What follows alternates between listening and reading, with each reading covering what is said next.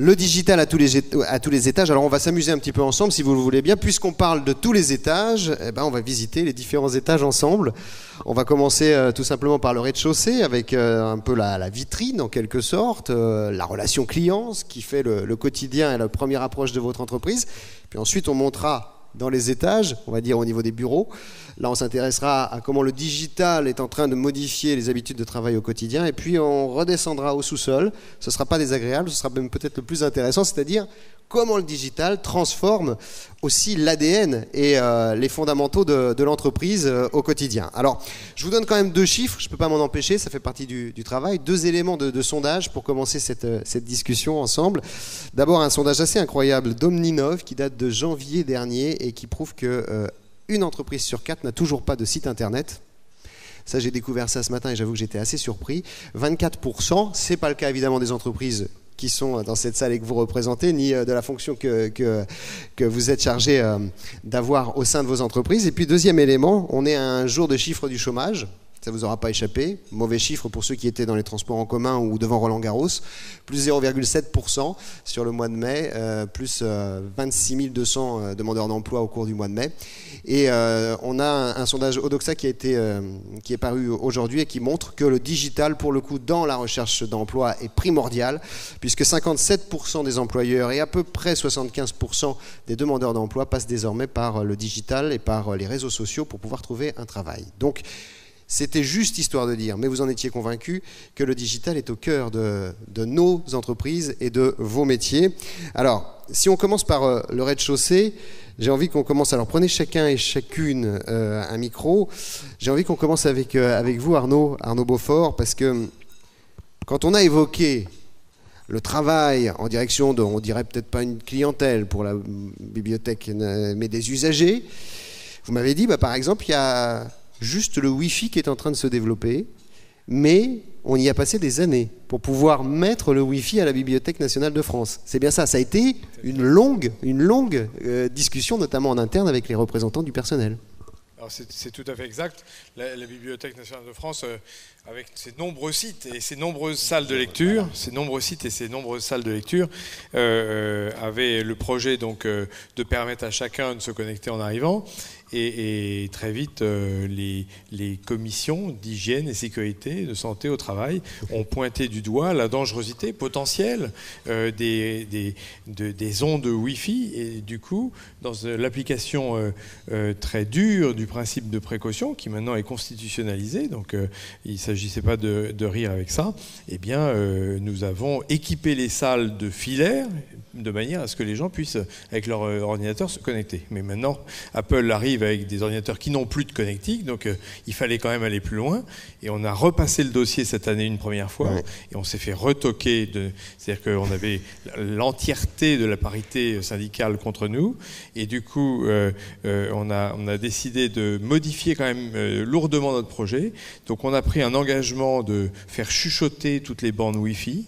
Quand vous viendrez, vous n'aurez aucun problème avec les cellules grises a priori, puisqu'elles sont loin de chauffer du fait du Wi-Fi, puisque tout sera limité à 30 milliwatts, quelle que soit la bande passante, la bande de fréquence. Et un engagement sur les distances entre les antennes et les salariés. Un engagement ça, il faut sur pas moins de 5 mètres. Hein. 5 mètres pour les salariés en poste, si vous voulez, et 3 mètres pour les gens qui peuvent changer de place. Et puis un engagement aussi sur le fait que si vous avez un risque, eh bien, vous pouvez appeler un numéro à l'intérieur et puis on descend avec une antenne pour vous montrer quelle est la réalité du rayonnement. Mais ce que l'on a simplement vécu là, c'est que, et alors, pour tout vous dire, avec ce plan quand même massivement protectionniste, eh bien, on a eu au moins 2 syndicats qui se sont abstenus sur le sujet. Donc, voilà, on est passé. Et il y aura dès cette année du Wi-Fi à la BNF. Mais 250 bornes quand même. 250 bornes qui vont chuchoter et qui, du coup, permettront d'ailleurs que vous ayez un excellent débit partout, y compris en mobilité dans l'intérieur de la bibliothèque. Ça prouve bien, c'était bien sûr un moyen d'aborder la question, Arnaud, mais ça prouve aussi que dans l'entreprise, le numérique, le digital, les nouvelles technologies, ça peut faire peur encore. Surtout avec justement il y a dans le paysage, si vous voulez, un certain nombre d'experts qui sont invités à se prononcer par justement la parité syndicale, et des gens qui honnêtement sont effrayants quand ils vous disent que ils sont des médecins et que des jeunes de 15 ans sortent de leur bureau avec Alzheimer.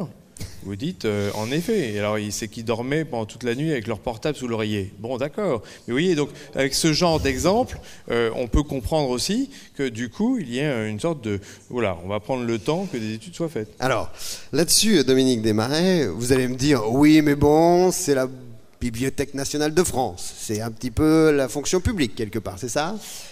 On peut dire beaucoup de choses. Moi, j'ai détecté dans ce que vous venez d'expliquer, en fait, votre problème est un faux problème.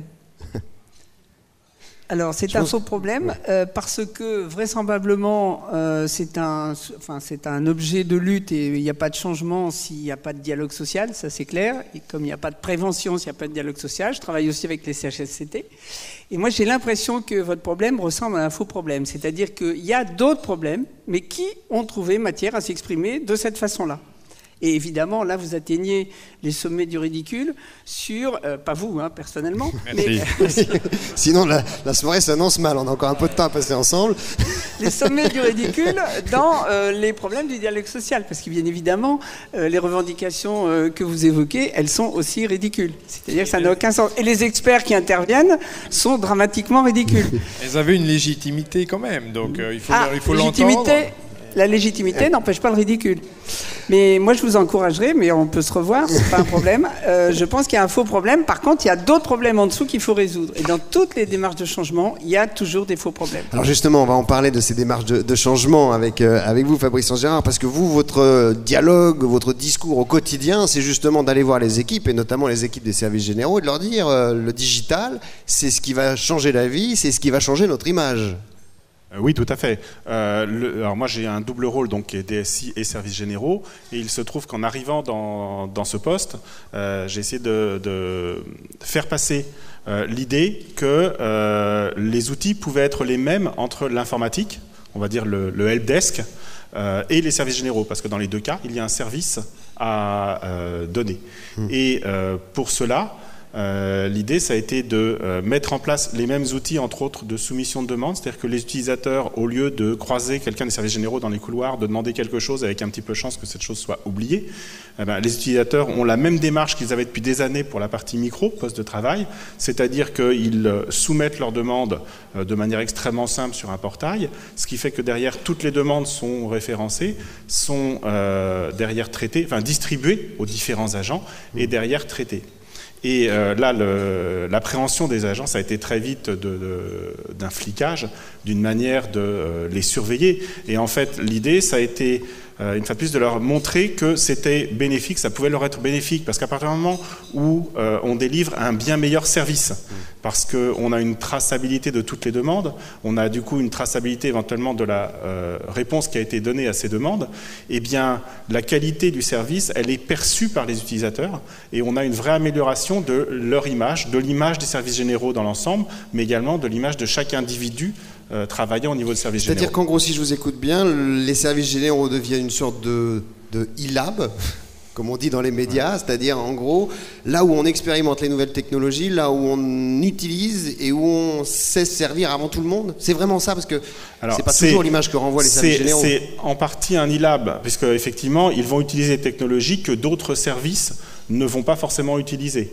On a même pensé à un moment mettre en place le même genre de demande, enfin le même genre d'outil au niveau des RH. Mais là, ils vont donc exploiter cet outil et y trouver un réel bénéfice. Pour eux, c'est également l'acquisition de connaissances complémentaires, puisqu'ils ont un portail à utiliser, ils ont des outils éventuellement de reporting qui leur sont personnels. Là, je parle de chaque agent qui est capable de voir en permanence ce qui lui est affecté, éventuellement d'organiser son travail sur cette base, parce que ça l'aide également à organiser son travail. Et donc là, oui, ils vont utiliser un outil beaucoup plus moderne que ce qu'ils pouvaient faire avant. Avant, ils étaient vraiment dans une logique de parler, dans une logique éventuellement également de papier. Là, on est dans du dématérialisé, mais du dématérialisé qui les aide, qui est structurant. Alors, Elsevier Mason, c'est de la publication, de l'édition de livres médicaux. La BNF, on est aussi dans le livre, évidemment, on va dire...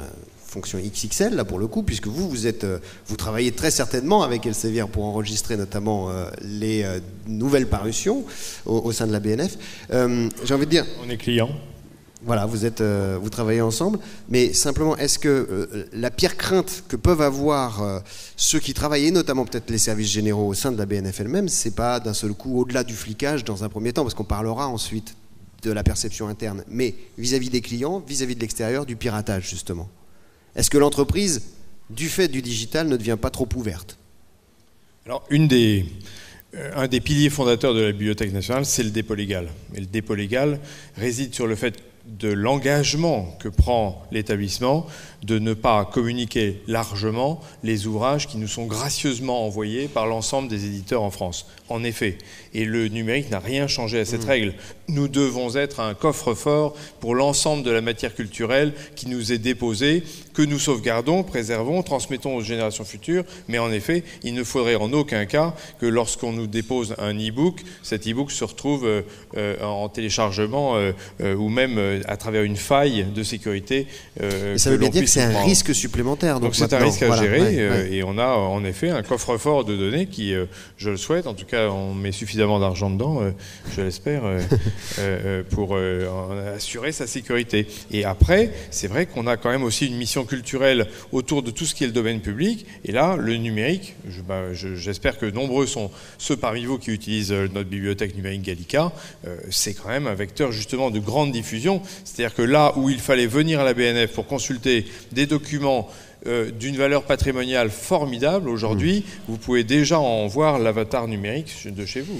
Et ça a changé aussi l'image qu'on a de la Bibliothèque nationale de France en tant que telle, cette digitalisation, ça la modernise ? Ça a considérablement modernisé l'institution dans ses relations aux éditeurs à travers des extranets, mais dans sa relation donc avec le grand public, puisque la numérisation est disponible chez chacun et on a même lancé un portail pour améliorer le référencement, notamment sur Google, parce que on est comme les autres, à essayer de ressortir en première page de Google quand on cherche une œuvre, un titre, un auteur. Donc oui, il y a une modernisation énorme. Ce qui est drôle, c'est que dans le projet de François Mitterrand à la base, il y avait déjà une notion un petit peu comme ça d'accès à la culture multi-répartie. Alors à l'époque, c'était le vidéodisque. Donc on avait imaginé numériser sur vidéodisque et rendre accessible dans plein de points, un peu comme des bibliothèques universitaires qui auraient donné accès au patrimoine. Et je pense que Internet, quelque part, a tellement aidé cette vision qu'avait eue Jacques Attali et qu'avait porté après François Mitterrand pour la création de la BNF, qui, alors en France, comme souvent, a donné lieu à un bâtiment magnifique, mais 20 ans après, le bâtiment laisse la place de nouveau quand même à la vision initiale qui était la bibliothèque de tout, à tous, pour tous, accessible de chez vous. Dominique Desmarais, quand on écoute cette vision du digital et de l'entreprise, finalement c'est une vision très moderne, qui modernise même l'image de l'entreprise. Est-ce que c'est pas aussi un peu un perturbateur endocrinien quelque part, c'est-à-dire que le digital, attention j'utilise une image donc j'ai senti vous fronciez les sourcils, non mais voilà, ça perturbe aussi la relation qu'on peut avoir avec ses propres clients, au-delà même de la relation en interne. Cette relation client via le digital change aussi la perception qu'on peut avoir de ce client et lui-même de vous. Oui, alors effectivement, ce qu'on peut dire sur ce plan-là, c'est qu'en fait, et monsieur a parlé, mon voisin a parlé aussi, les services généraux sont au service d'eux, la Bibliothèque nationale est au service d'eux, et vous avez donc des clients. Et ce qui est intéressant et qui est dans l'état assez récent des recherches, c'est que dans toute relation de travail, il y a nécessité d'avoir 3 types de coopération. Il y a la coopération horizontale avec ses collègues, puisqu'on ne travaille jamais tout seul. Il y a la coopération verticale avec ses hiérarchiques ou ses responsables, qu'ils soient fonctionnels ou autres. Et puis, dans la prestation de service, il y a cette coopération que Christophe Dejour appelle transversale et qui est très importante. C'est-à-dire qu'on ne peut pas rendre un service à un bénéficiaire si ce bénéficiaire ne participe pas lui-même à ce service. Et c'est ça qui est très important. Alors, le digital est une technique qui, effectivement, a des particularités, des spécificités qu'il faudrait regarder de plus près. Mais ce qu'il ne faut pas perdre de vue, et qui est vrai dans toute prestation de service, c'est qu'il y a besoin de ces 3 coopérations. Et la coopération avec le bénéficiaire, c'est tout le problème. Vous évoquiez tout à l'heure les services publics, c'est-à-dire je suis au service d'eux, et moi j'interviens dans pas mal d'entreprises où j'entends parler à la place du mot métier la manière de servir. Et en fait, ça se traduirait dans une entreprise privée comme le métier, savoir travailler. Et donc là, je pense que c'est important. Et dans le digital, c'est comment on sollicite le bénéficiaire pour qu'il coopère au service. Et ça, je pense que c'est essentiel à redéfinir avec le digital. Alors ça, moi, je vous fais confiance parce que j'ai pas de notion là-dessus, mais comment vous faites ? C'est un peu comme la GRS, quoi, comme la gymnastique rythmique au sol. Ça ne doit pas nous parvenir comme compliqué à nous, mais ça doit se faire naturellement, c'est ça, quoi. Exactement. Mais c'est là que la cohésion et la coopération avec le bénéficiaire, voilà. Alors, justement, là, ça nous amène à grimper d'un étage et d'arriver au niveau des services et des bureaux, Fabrice Ange-Gérard, parce que pour les équipes, une fois qu'on a fait ce qu'on appelle la stratégie du changement dans le monde de l'entreprise. C'est-à-dire qu'en gros, mis le digital un peu partout et en espérant que tout le monde se l'approprie. C'est pas toujours si évident que ça. Est-ce que pour les services généraux, on a vraiment changé complètement d'époque en faisant finalement des collaborateurs des services généraux, les early adopteurs du digital, ou bien est-ce que finalement on a totalement perturbé les gens avec des nouvelles technologies qu'ils n'arrivent pas à appréhender ? Alors je pense qu'on a changé d'époque de toute façon, parce que l'époque actuelle, c'est que le digital, qui est avant tout un outil, pour moi le digital c'est pas un fait, c'est un outil, c'est un vecteur, c'est un outil. Le digital, il est présent partout, il est présent chez tous les fournisseurs des services généraux, il est présent également dans tous les métiers qui, à l'origine, et encore aujourd'hui, sont des métiers des services généraux. Je pense à tout ce qui est, alors reprographie au sens large, tout ce qui est copieur multifonction, tout ce qui va être également, quand on parle des fournisseurs, par exemple la gestion de flotte, quand vous commencez à travailler, à gérer une flotte de véhicules, le rapport que vous avez avec votre fournisseur, entre autres le loueur, ce sont maintenant des portails. On est sur une base de portail, sur une base de rapport, sur une base d'indicateurs. Et donc, le sens de l'histoire, c'est de toute façon d'aller vers ce genre d'outils qui sont basés sur le digital. Est-ce que vous pouvez emmener tout le monde ? Parce que vous avez les services généraux, il faut que tous vos collaborateurs soient convacus de ça. Mais il y a différentes générations, il y a des gens qui n'ont même pas Alors les choses, elles se font à la vitesse de chacun, mais elles se font aussi, je dirais, par obligation. Je prends l'exemple des copieurs. Il y a encore quelques années, le copieur, c'était un copieur, ça permettait de copier. On mettait une feuille dessus, on appuyait sur un bouton, quelque chose sortait, et puis ça tombait en panne, on changeait le tonnerre. Aujourd'hui, le copieur, c'est toujours ça, mais il y a une dimension très supérieure, puisque le copieur, c'est ça, mais c'est en même temps la machine vers laquelle on va envoyer à partir de son PC une impression. C'est en même temps un scanner qui va permettre à chacun de numériser à peu près n'importe quoi, de se l'envoyer dans sa boîte aux lettres. Mais pour les agents des services généraux, pour les gens des services généraux, c'est aussi la machine qui va dire « j'ai plus d'encre ». Donc, plutôt que de passer de manière systématique, de vérifier tous les matins, aujourd'hui, on va offrir un service complémentaire, cette fois-ci, aux agents des services généraux, qui va être d'avoir une forme de tableau de bord, de savoir où en sont les différents copieurs, en termes de papier, en termes de tonnerre, en termes éventuellement de maintenance préventive. Et donc, ça ne peut que leur faciliter la vie. C'est un exemple, mais ça leur facilite la vie. Dans certains cas, ça leur complique la vie quand effectivement il y a une difficulté à s'adapter. Après, c'est là où il va falloir essayer de gérer une montée en connaissance. On ne parle pas de compétences, là je pense qu'on parle déjà de connaissance, d'utiliser des outils nouveaux. Ça ne va pas se faire de la même façon pour tout le monde. Donc j'ai pris cet exemple, mais il y a beaucoup d'autres exemples où le numérique rentre peut-être par une porte un peu plus petite. Le digital rentre par une porte un peu plus petite que pour le copieur, où là on est passé d'une époque à une autre. Mais de toute façon, habituer les différentes personnes des services généraux à utiliser des outils de ce type, des portails, je parlais tout à l'heure de la gestion des demandes, mais c'est ni plus ni moins qu'un portail, c'est un moyen comme un autre de les amener à tout ce qu'ils vont dans le futur avoir à utiliser. Oui. Alors simplement, je vais vous passer la parole, Dominique. Je vois que vous réagissez déjà, mais justement à faire le tour de la profession. Vous, Arnaud Beaufort, vous reconnaissez dans cette évolution et dans cette quand même un peu à marche forcée, si je vous écoute bien. Il faut suivre. Moi, je vais vous dire, je trouve que le numérique est une chance pour la fonction publique parce que, à la base, nous n'avons pas beaucoup de leviers de management. Et pour récompenser les gens qui travaillent très bien, etc. On le sait tous, le public est quand même moins armé que le privé. Bon.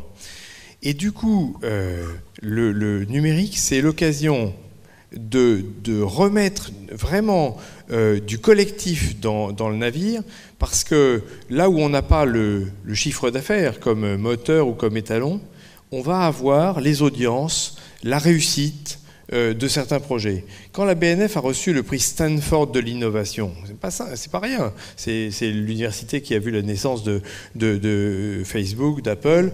Le prix Stanford de l'innovation, le premier qui a été décerné, c'est pour la BNF, pour ses réalisations Gallica et Data. Je peux vous dire que la totalité de la maison s'est sentie justement honorée. Et donc, quelque part, c'est bien une aide pour le management, parce que ça redonne du cœur à l'ouvrage. Vous voyez, même quand, finalement, annonce sur annonce, vous le savez, la fonction publique d'État, elle perd des postes, et depuis chaque année. Donc, il y a cette lente érosion, si vous voulez, de la courbe des emplois. Et bien, grâce au numérique, on a de vrais vecteurs d'enthousiasme. Vraiment. Vraiment. Bon, parce que dans ce que vous dites, excusez, non, mais je suis là juste moi pour poser des questions. Mais Fabrice tout à l'heure, quand il décrivait le numérique, c'était aussi faire un historique des interventions, c'était distribuer les tâches via le numérique, c'était responsabiliser tous les collaborateurs quelque part à ce qu'ils sont à même de faire, mais c'est aussi les mettre en première ligne. Peut-être pas forcément tous armés de la même façon face à ce numérique. Dominique Desmarais, vous regardiez ça avec un air dubitatif. Là, on aborde, là où la sociologie des organisations peut bien travailler, on aborde le changement. On peut se fâcher, il reste 10 minutes. Oui, et l'être humain est réputé, il y a comme ça une espèce de propagande, l'être humain résiste au changement. Et moi, je n'entends que ça dans les directeurs, les directions qui m'appellent, ils résistent au changement, les syndicats résistent au changement, tout le monde résiste. Alors le problème du changement, c'est simplement, et je dis simplement de manière un peu provocatrice, mais c'est simplement d'accompagner le changement. Alors accompagner le changement, ça veut dire quoi? Et ça, ça date pas d'aujourd'hui. Donc outil numérique, et là le danger il est très clair, c'est un outil, donc on va vous former, on va vous apprendre comment ça fonctionne. Or, et la formation, et on considère qu'on prend les salariés, on les trempe dans la marmite de formation, on les ressort, ils sont tout neufs, et c'est à peu près le discours que vous venez de tenir. Et donc d'ailleurs on leur dit que c'est vachement bien pour eux, et qu'ils vont être modernes, qu'au lieu d'être dans les services généraux au sous-sol, ils vont être vachement bien. Et puis voilà, ça doit marcher. Et après, qu'est-ce qu'on constate? 6 mois, 1 an après, on s'aperçoit qu'il y a des dysfonctionnements, on s'aperçoit qu'il y a des faux problèmes. Et mais oui, non, mais ils sont là, les faux problèmes. Et donc, ils résistent au changement. Mais qu'est-ce qu'on peut faire? Alors là, je pense qu'il y a quelque chose d'essentiel qui n'est pas très compliqué à mettre en œuvre, qui n'est pas vraiment pas compliqué. C'est qu'il faut tenir compte du fait que chaque être humain, et nous en faisons partie, avons besoin, pour intégrer un nouvel outil, de reconstituer une démarche intellectuelle qui nous est propre. Alors ça, c'est un peu de temps et c'est de l'accompagnement. C'est-à-dire qu'il faut prendre ça en compte. Comment ? Du cas par cas ? Mais c'est pas du cas par cas, il faut considérer que le collectif, il est quand même constitué d'individus et chacun, vous mettez 5 personnes devant une même situation, les 5 personnes vont arriver au même résultat, mais pas avec la même démarche intellectuelle. Donc c'est associer en fait la personne, pas seulement en lui expliquant le maniement de l'outil, mais en lui montrant, en l'écoutant et en lui demandant en l'écoutant. C'est-à-dire qu'il faut donner un outil à quelqu'un, en lui dire voilà, vous allez faire quoi avec ça et vous allez faire comment. Et là, il y a un temps d'apprentissage, il y a un temps de réflexion.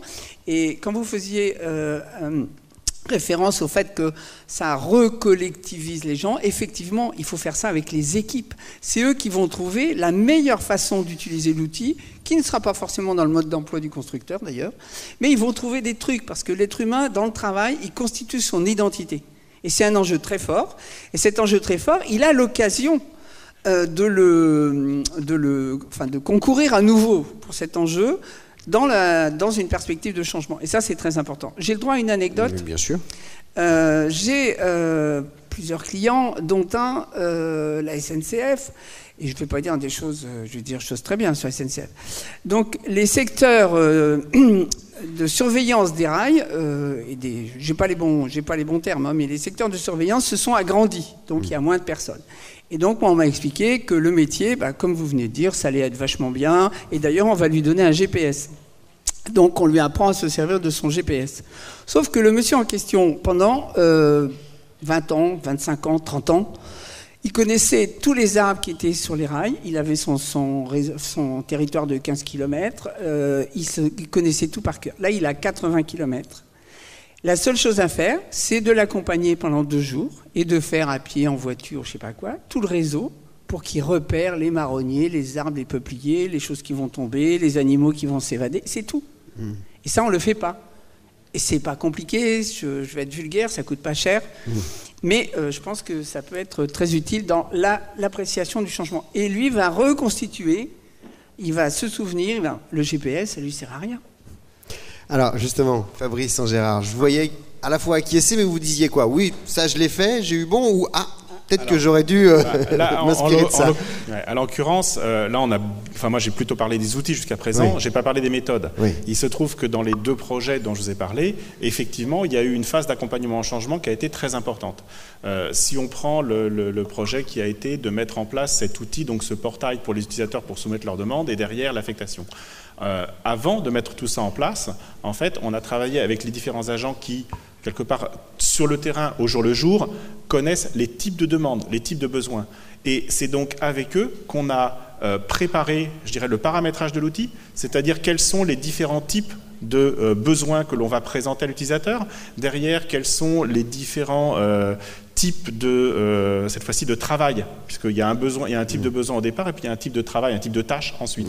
Quels sont les différents types de tâches que l'on va utiliser dans l'outil également pour pouvoir catégoriser, puisque c'est vrai qu'à chaque fois qu'une demande est effectuée, elle est effectuée avec une qualification par l'utilisateur, puis derrière c'est quelque part requalifié par l'agent, parce que derrière ça va lui permettre de rechercher, c'est un peu une base de connaissances aussi.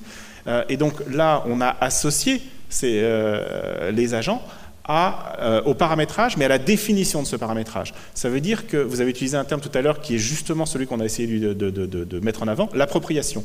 Un outil, et ça c'est quelque chose qu'on connaît beaucoup dans l'informatique, un outil ne peut vraiment se déployer d'une manière correcte que si les utilisateurs se l'approprient. Pour se l'approprier, il faut qu'ils participent dès le départ à la conception, pas forcément de l'outil, mais même des différents concepts. Conception, concept, c'est vrai que c'est le même mot.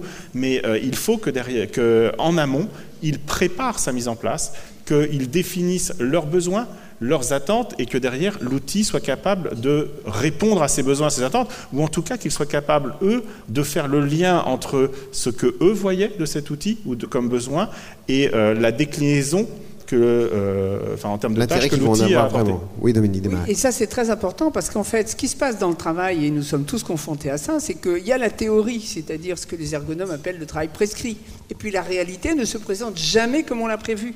Donc il faut effectivement cette appropriation pour que chacun puisse, devant une situation imprévue, inventer une solution. Et c'est là où il va construire sa santé au travail, et c'est là où il va être fier, c'est-à-dire que l'être humain est un peu paradoxal, il a besoin de difficultés pour pouvoir les surmonter. Et du coup, le changement, c'est quelque chose qui passionne, parce qu'il y a de nouvelles solutions à inventer. Le problème, c'est quand ils surmontent jamais les difficultés. Alors, au bout de 10 ans, ça se gâte, effectivement. Alors, justement, on n'est pas très très loin, finalement, et on va descendre ensemble au sous-sol, puisque là, on était sur comment faire en sorte que le salarié s'épanouisse. Et pour qu'il y arrive, il faut notamment pour les plus anciens, et on va descendre au sous-sol avec vous trois, mais en commençant avec vous, Arnaud, il faut qu'ils comprennent où il en est encore. On a vu beaucoup de souffrance au travail sur des salariés, notamment d'ailleurs des quinquagénaires et des cadres intermédiaires, qui ne savaient plus quelle était leur mission, ce qu'ils faisaient au milieu d'entreprises ancestrales, souvent de culture un peu publique. On pense évidemment à la Poste, on pense à Renault, etc. Donc, l'ADN de l'entreprise, les fondations, ça c'est essentiel, et sans doute que pour un établissement public comme la BNF, à une époque où on est un peu en pleine, on dira schumpeterien, une période schumpeterienne dans le sens où ça, c'est Gutenberg pour les moines copistes, c'est-à-dire qu'on voit bien le numérique, le digital, il est en train de transformer le livre. Et on arrive à souder, à faire se rencontrer ces deux mondes. Alors, c'est sans doute le plus difficile, mais en même temps, on a la chance à la bibliothèque d'avoir presque un décret très simple qui traverse les époques qui ne fait pas référence, si vous voulez, au support. Notre décret définit que nous devons collecter l'ensemble de ce qui est diffusé, le sauvegarder pour les générations futures et le diffuser. Il le diffusait dans les salles de lecture et dorénavant sur Internet avec la bibliothèque numérique. Donc quelque part, la mission reste exactement la même. Il n'y a pas de changement. Il n'y a tellement pas de changement que du coup... Mais vous avez des amoureux du livre qui travaillent à la BNF. Alors, ils continuent de venir. Et qui travaillent aussi. Et qui travaillent avec le livre et qui recherchent maintenant, qui le trouvent sur Internet, qui le feuillettent et qui finalement viennent quand même pour le toucher. Donc on a un réenchantement de la matérialité des choses. C'est-à-dire que quand les gens viennent maintenant à la BNF, ils demandent des choses parfois qu'ils ont vues en ligne, mais ils ont besoin de se rendre compte de la taille, par exemple, parce que ça, à l'écran, ils ne l'avaient pas bien. Donc non, il n'y a pas de désaffection comme ça. Nous, les chercheurs, on les voit. On continue d'être un réservoir incroyable pour les auteurs, pour les écrivains, pour tous les gens qui travaillent avec la matière culturelle. Ce qui est certain, en revanche, c'est que le boulot est infiniment plus varié. Avant, on collectait que des livres et de la presse, etc. Et maintenant, on a le web à collecter. Alors bonjour, pour suivre l'évolution des normes des standards, parce que alors sachez qu'on passe sur tous vos sites, une fois par an, au moins, c'est la loi, depuis 2006, une loi du 1er août 2006, mais on prend alors la Home, et puis un petit peu plus loin, les sites de presse, quand les titres, par exemple, arrêtent en papier. Alors là, c'est le branle-bas de combat, parce que s'ils passent en numérique, vous voyez que pour la continuité des collections, il faut qu'on aille les collecter tous les jours en ligne. Quand il s'appelle Mediapart, il y a des codes d'accès. Oui. Donc tout ça vient finalement, en effet, complexifier la manière dont la BNF pratique pour arriver à réaliser cette collecte. Puis elle le conserve. Alors là où avant elle avait juste 55% d'hygrométrie et des tours à peu près. Bon. Et alors là maintenant il y a en effet un entrepôt numérique, 3,5 pétaoctets, à changer tous les 4 à 5 ans. Bon, c'est un peu bon. Et puis sur la diffusion, pareil, tout change également. Mais je suis d'accord avec vous, c'est parce que justement il y a ce changement que c'est l'époque, pour ceux qui la vivent actuellement de l'intérieur, elle est magnifique. Et ça vous permet aussi de renouveler les équipes, rajeunir aussi du coup? Parce qu'il y a quand même une maîtrise qui nécessite d'être relativement jeune. En termes de renouvellement, c'est vrai qu'on perd beaucoup quand même, puisque ça a commencé avec le non-remplacement d'un fonctionnaire sur 2. Je peux vous dire que ça a créé des saignées importantes, et donc il y a eu, si vous voulez, l'effort pour faire rentrer des talents numériques, etc. C'est pris en plus sur justement les renouvellements. Donc on a justement une difficulté parfois sur des métiers plus d'expertise, des métiers d'art par exemple, qui eux, si vous voulez, les effectifs ont tendance à plus décroître chez eux que chez les autres. Donc là, on a des problématiques métiers importantes. Mais sinon, sur le reste, on a, alors là, sur la culture et le patrimoine, on a zéro problème pour recruter. Bon. Déjà, c'est une bonne nouvelle. C'est un appel d'air intéressant. Oui, des talents de grande qualité. Venez voir ce qu'on fait justement en ligne ou sur les réseaux sociaux. Vous verrez, c'est des gens formidables. Fabrice Gérard, on approche de la fin de cette discussion, mais la question que j'ai envie de vous poser un petit peu en écoutant ce que vous nous dites, est-ce que finalement quand même le digital, le numérique, à terme, il ne vide pas un peu les services généraux de leurs troupes? Parce qu'on voit bien qu'il y a une multitude de tâches là qu'on a décrites qui sont des tâches qui vont s'industrialiser. Alors, dire qu'il ne va pas y avoir d'évolution, qu'il va y avoir un nombre moins important de personnes, ça, ce serait faux. Maintenant, il faut voir que le numérique, effectivement, ça répond à des nouveaux besoins. Ça veut dire qu'on a une migration des habitudes, une migration des besoins, une migration des métiers. Le métier des services généraux évolue. Et donc, il ne faut pas le voir comme quelque chose qui disparaît sous prétexte que l'outil ou la méthode a disparu. On a une vraie évolution. C'est pas une révolution, puisqu'une révolution, c'est normalement à un seul moment, enfin à un moment donné, un instant T. Là, c'est une évolution, et les choses se font petit à petit. Petit à petit, il y a plus de numérique. Petit à petit, il y a moins on va dire, de matériel. Mais les métiers changent. Et ils ne disparaissent pas forcément, parce que le service, il faut toujours le rendre. Oui. Alors, il y a certains services que les utilisateurs, aujourd'hui, s'approprient et pour lesquels, effectivement, ils ne vont plus forcément avoir besoin de quelqu'un. Mais il y a quand même d'autres services qui évoluent ou qui changent ou qui augmentent. Alors, je voudrais justement, Dominique Desmarais, oui. Oui, je voudrais poser une question. Est-ce que les directeurs des services généraux d'il y a 15 ans, 20 ans, avaient les mêmes missions que les directeurs, ou que les services généraux aujourd'hui? C'est-à-dire qu'on dit toujours services généraux, mais qu'est-ce que ça recouvre au-delà du changement d'outils? C'est un changement d'outils, d'accord. Mais est-ce qu'ils ont des missions qui ont évolué? Alors, il y a forcément des missions qui ont évolué parce que les besoins, les outils ne sont plus les mêmes. Si je reprends l'exemple des photocopieurs. Il y a 15 ans ou 20 ans, il y avait un service reprographie. Ça veut dire que vous aviez quelqu'un qui était chargé de dupliquer des ouvrages avec des méthodes et des outils qui demandaient une vraie technicité, des vraies connaissances.